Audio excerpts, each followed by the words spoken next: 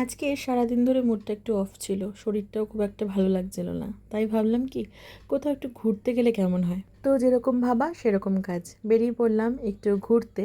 অনেক দিন পর বেরোলাম, আর লং ড্রাইভে যাওয়ার কথা ছিল, সুতরাং একটু কল্যাণী রোডের দিকেই গেলাম। ওখান থেকে কিন্তু গিয়েছিলাম মুড়াগাছার দিকে। তোমরা যারা চেনো তারা বুঝতে পারবে। আর ওখানে গিয়ে একটু খাওয়া দাওয়া করবো না সেটা তো হতে পারে না। টুকটাক একটু খাওয়া দাওয়া করেছি, চলো তোমাদের সাথে পুরোটাই শেয়ার করছি। কি বলো তো, আমাদের এই একঘেয়ে জীবনে কাজকর্ম সংসার ছাড়াও যে আমাদের জীবনের একটা সময় আছে যেটা আমরা নিজেরা উপভোগ করার জন্য এসেছি, সেটা কিন্তু আমরা উপভোগ করতে ভুলে যাই। এত ব্যস্ততা থাকে আমাদের, জানো। মাঝে মধ্যে মনে হয় কলেজ তো শেষ হয়েছে সেই কবে। মনে হয় বন্ধু বান্ধবদের সাথে যদি একটা দেখা সাক্ষাতের ব্যবস্থা করা যায়। কারোরই এখন টাইম নেই, আমি জানি। সবাই ব্যস্ত, আমিও ব্যস্ত। এখন হয়তো দুটো দিন টাইম পাচ্ছি নিজের জন্য, তাই একটু ঘুরে নিচ্ছি। তখন কি, যখন ব্যস্ত হয়ে যাব তখন কি আর পারবো যে এরকমভাবে এদিক ওদিক ঘুরে বেড়াতে?